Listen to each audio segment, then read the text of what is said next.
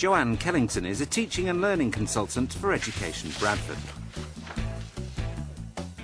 She specialises in behaviour and attendance at Key Stage 3, advising teachers across the LEA on good practice in behaviour management.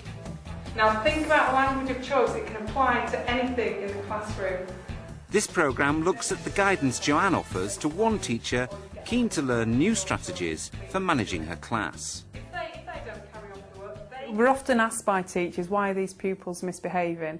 And we tend to throw the question back to them and say, why do you think they're misbehaving? And the same answers come up time and time again. They are bored, they can't access the learning, they're not engaged in the lesson, they're using the lesson more like a social playground. As soon as they're bored, they think of other ways to get their teacher's attention, which is usually through misbehaviour. So it's about the teachers thinking about what can I do to counteract that? How can I make my lesson more engaging? Am I differentiating the lesson and setting boundaries, setting routines so that the children know what is expected of them in the classroom? Joanne will be working with Claire Hewitt, a newly qualified modern foreign languages teacher at Parkside School near Bradford. Claire's chosen to teach some of the more challenging pupils, and she's keen to develop strategies to get the best out of them. What else can you ask for? These. No jeans. Right, okay. So, how do you say blue? Bleu. So, on, bleu. Something else. Two more things then. One of my targets for when I became an NQT was to take some bottom sets, and I volunteered to do that. But what I didn't realise when I offered to do it was the problems I would encounter with them. There's a lot of low-level disruption, a lot of shouting out, and it's that I want to try and get a grip of, to try and motivate the groups a bit more. 5, 4, 3, 2, 1. I want some ideas. By working with Jo, I think she'll give me some ideas on how to tackle the little things that cause the big problems. So if I deal with a low-level disruption now, I won't have the bigger problems later. I think sometimes you just can't deal with it on your own, you have to tell somebody. Hi Claire, I'm Hi. Jo. I'm from the Key Stage 3 team, behaviour and attendance consultant. I'm coming in to work to observe a class. How's it going in terms of behaviour? I have 2 bottom sets that I have a few behaviour issues in, which I think you're going to observe one of them, so that'll be... Is that the year 9? Yes, yeah, that'll be quite useful to get some feedback on what I can try with them. When you say you've got some issues with them, in terms of what in particular? They tend to be quite disruptive and they don't listen at all. Right. So it's trying to keep the low-level disruption down. Do you think that leads to them going off task because they haven't got a very good grasp of the language? I think that's basically it. They think they don't need it, so why should we bother? Would it be okay if I came in and had a look at this group? Yeah. And then if we meet up after the lesson, and we'll just see how you felt about it and see what I think as well. That's great. Is that okay? Yeah, that's fine. Brilliant. Yeah. Thank you. Okay. Joanne will observe Claire teaching a French lesson to a bottom set Year 9 class. Okay, allez, entrez, s'il vous plaît. My main focus is to go and observe the group and see how Claire engages with the group, see what sort of relationship she's got with the group, because that tends to be the basis of behaviour management. I'm going to be looking at how the pupils interact with each other. Are they happy to work on their own independently, or are they quite reliant on Claire? I tend to do a general observation, and then we'll look at 2 or 3 areas to target for the second observation, and we'll look at how to implement different strategies. Right, can you put your feet down on the floor, please, James? Sit on your chair properly. Josh, the same to you. Michael, Chris, if you cannot stop talking, I'm going to get rid of one of you. Tom, you need to pay attention. Josh, how do you expect to play if you haven't done what I've asked you to do? We've said it in French, we've said it in English, and you've still not done it. Do not shout out. I'm only going to ask people with their hands up. Chris. Michael, can you explain to Josh what he's supposed to do, please? How did you think that went? Awful. I was really embarrassed. They're just a really challenging group, I find. And I don't know what to do with them. What did you find the most challenging in that lesson? Keeping them quiet whilst you're trying to do things. Yeah. It's just the low-level disruption, like I said before. But it's it's high frequency, it's happening all the time, isn't it? Just from watching, it seems though they were desperate for your attention, a lot of them. They wanted you to talk to them, which is good. Yeah. It's just now sort of refocusing it in a positive way so that they're getting attention from you for their poor behaviour. Yeah. So it's trying to turn that around so you're giving them attention for what they're doing well. Counts, excellent. What I want to do now is, you've done some practice on numbers. Why do you think you need to practice your numbers? You led the lesson for 60 minutes, didn't you? It was totally teacher-led. Yes. If they haven't got a good grasp of the language, it's hard for them to go off and do tasks Yeah. on their own. What you could try is maybe doing some paired learning, holding up the Flashcards. Yeah. Yeah. And if you think about it, I think there was 20 in the class, one person out of 20 is answering. If you say, right, you've got 10 minutes, there's the card in twos, and then they've got to come up with an answer. So if one person doesn't know, hopefully Yeah. the other person will. So at least then you've got 10 answers come in. Right. And every hand should be up. That's what you want. Yeah. So you tell them what you want Right. out of the lesson. Can you explain the point system to me? Yeah, they have a little Eiffel Tower in the back of the books, and once they've got 6 points, they get a credit. Timmy, c'est combien? C'est excellent, un point, très très bien. Le petit. En petit, excellent, un point, fantastique. And they build up credits, and they're going to be able to spend them in a shop where they can Right. buy things. So they all Right. want to get points because they all want to get credits to I spend could in hear the them shop. saying, we get a point, do we get a point I for that? know. Do we get a point They're really for that? keen on getting points Yeah. and credits. And I would sell that. Yeah. Sell this points to them because they all want it.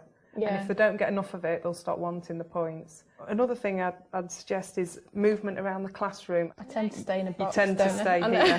here. Just try and move around the tables. Yeah. And then also, because this group you never really get near to them. No.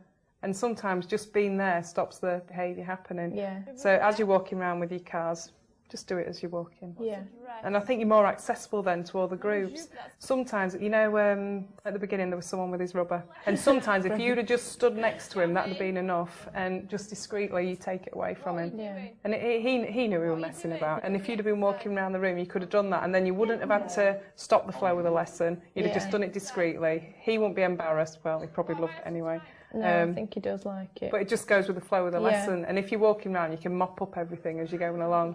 And if someone's talking, if you go up to him, sometimes just putting your hand on the desk as well. Yeah. You're not actually speaking to him, so you're still teaching the whole of the class. But he knows that you're but there. you're there. Right. Again, it's just using your physical presence in the classroom. And again, by walking around, you're going to create that. And you can pick up a lot of the things that are going on, the pen tapping, the swinging on the chair, which is all going on, isn't it? Yes. And I know you can see it, but if you were to pick up everything in that classroom, you won't get any teaching done. No, I know. At one point you said, don't shout out. And one thing you could try is turn it around and say, rather than don't shout out, hands up. So, because as soon as you say don't, for some reason That's kids it, they like to do it. Yeah. Yeah, it's like don't touch a hot plate. They touch the hot plate, don't they? If you say, try and make it, turn the language from don'ts to do's. I don't want you to talk. Tom, you are not using this board again. Do not shout the answers out. Rather than saying, don't shout out, hands up please, and you're teaching them what you want them to do. You're teaching them that you want their hands up. And if they do shout out, ignore whatever they've said. Right. Rather than saying, don't shout out, ignore it. But thank you Focus on the for ones putting it, that's- That's getting it right and putting the hand up. yeah. Right, okay. If you were to think of 2 or 3 things you wanted to put in that class, or not to put in, to try out on Thursday, what would you be happy doing? They're walking around the classroom Right. whilst so I'm doing activities or whatever. try that out on Thursday. Yeah. So if the teacher, obviously your normal lesson, but really go for moving around the classroom. Right. I'll put a yeah. pedometer on you, see if you do 10,000 steps. Okay, we're not a I've special just K. completed 2 miles. So that's quite an obvious one, isn't it? Is there Yeah. anything else? I'll just try and the positive praise, basically. As soon as they do anything right, no matter how small it is, praise them. Yeah. And just for one lesson, try and ignore what they're doing wrong, but putting in the praise. I mean, you Right. usually say 6 praises to every 1 correction. Yeah. So, I mean, if they're doing something that needs correcting, you've got to do it. Yeah. But just praise and praise as much as you can. And then as soon as they start getting your attention through the praise, it Yeah. can help to turn the behaviour around. Like I said, this class they're not going to change overnight. It will take 2 or 3 weeks. It's just a case of doing it and see Right. if we can actually improve the behaviour. Okay.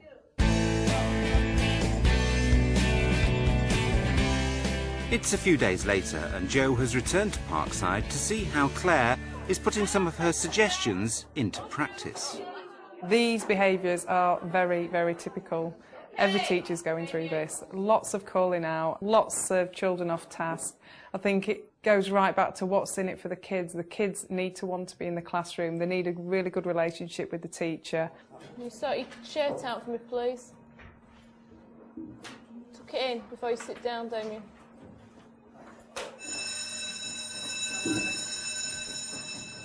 So we're going to revise the clothes and colours again today. You've got to be perfect, Chris, yes? Absolutely perfect. A lot of low-level disruption, I'd say, is about attention-seeking. They want the attention of the teacher, which can only be a good thing, but it's about refocusing them, trying to, so that you only give them attention for the positive behaviour, for example, when they put the hands up, when they do as you ask, when they answer a question, etc. Rather than giving the attention for negative behaviour, the calling out, the walking around the classroom, the throwing things around the room, because that is what you want. You're feeding the behaviour. The only way you can actually change behaviour is through praise and lots of rewards. Just checking your credits. There you go. Thanks, miss. This team then, 2 points each. Everyone else can have a point each. That was excellent. Excellent. You've got your 6 credits, so you need to get another 4 points. Yeah? To get another credit. Okay. Another strategy that I've suggested to Claire is to have more presence in the classroom by moving around the desk. Listen, Damien. What we need to do... Now again, it's difficult in some classrooms because the desks are quite compact and there isn't the space to move around. But just by moving around the classroom lets the children know you're around. Also, you can use your physical presence, again, to be proactive, and sometimes just by standing near a child is enough to stop them misbehaving. With Claire's group, it's particularly important that she teaches them new behaviours because, like Claire would admit, there's a lot of calling out. What she needs to do here is teach them that the way to answer a question is to put their hand up, and the only way you can actually teach this is through praising those who are doing it. So when people call out, to ignore them and actually go to the person who's got the hand up and praise them for having the hand up.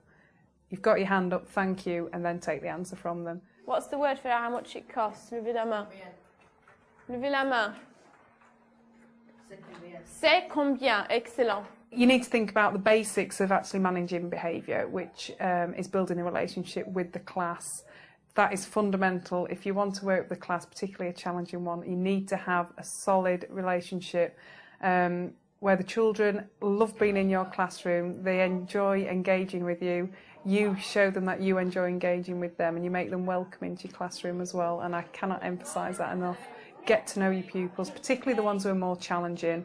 Find time and invest your time with the most challenging pupils and show a genuine interest. What are you going to get? What vouchers are you going to get? I'm trying to get them all before Christmas, so we should be able to spend them before Christmas. My advice to Claire is she needs to keep practising and persevering and have a lot of patience with them, because it is very, very hard to turn around a challenging group. Most people have finished now. I've been round and I've checked most people's work. You were all more or less on the right tracks. Un point pour chaque personne, ok? Un point pour chaque personne.